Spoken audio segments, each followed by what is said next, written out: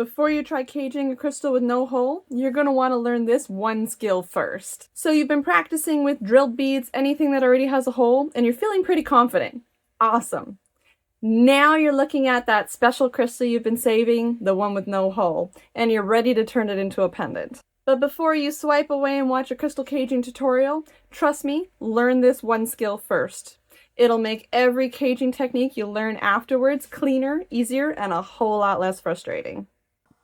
For practicing this skill, we are going to use our basic tools, our round nose pliers, flat nose pliers, our set of snips, and the wire I have today is some enamel coated copper wire in a 22 gauge 0.6 millimeter.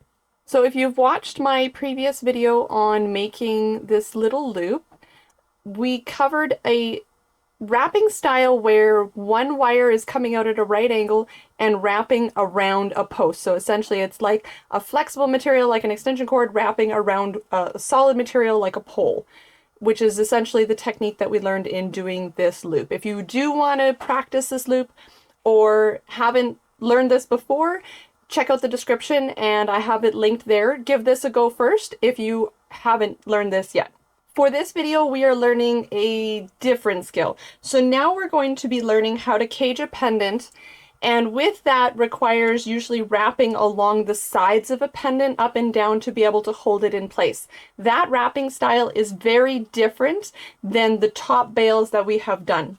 So in order to start that, we're going to take a chunk of wire. Doesn't really matter, you got some scrap wire chunks kicking around, that's all you need.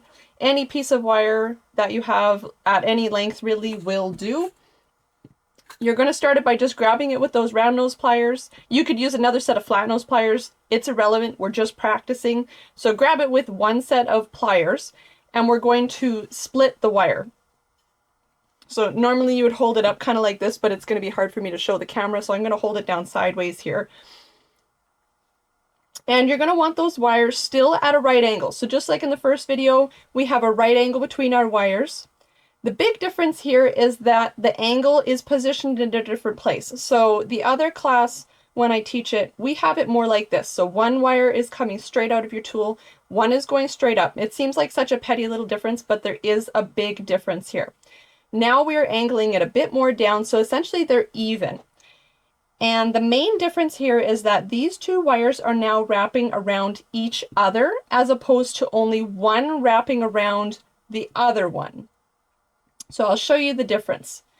So what we're looking at here is both wires equally turning.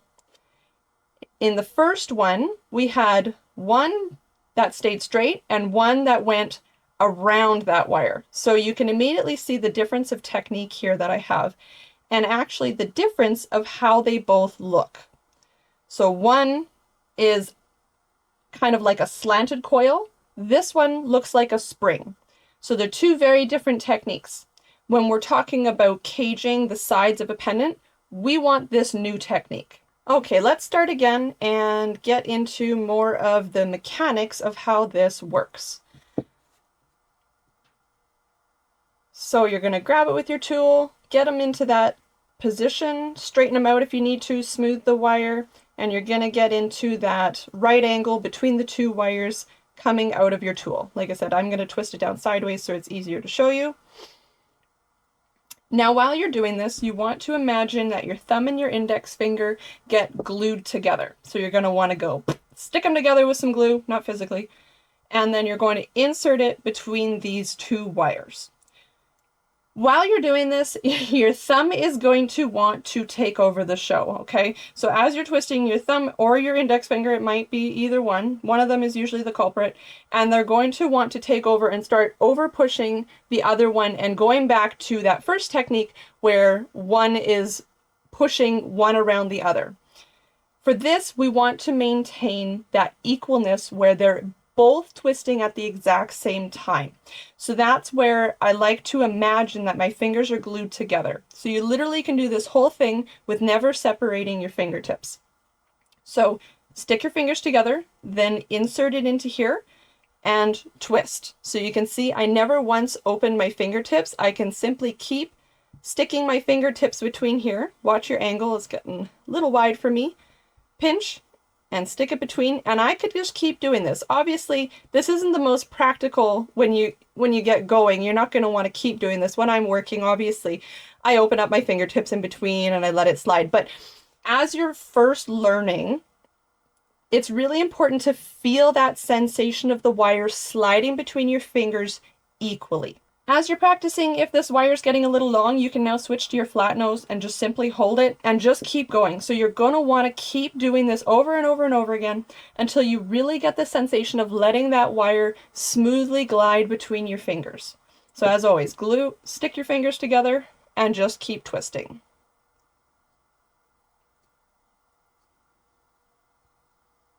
Once you have a bit of a line here going, you might get some like kinks in the wire. It's no big deal. It's really easy to smooth out. You can either kind of smooth it out with your hand, which sometimes is a little harder once you've already twisted it together. I find it a little easier to use my round nose, and honestly, I just kind of go up and down on one plane and then twist it and then give it another squeeze on another direction, and that usually does most of it.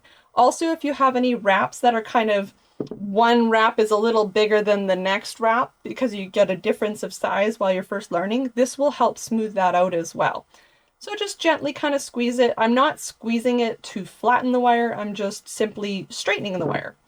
And then you get a nice straight line. So longer wraps like this will come in handy on, say, a taller piece when you're looking to cage up to the top.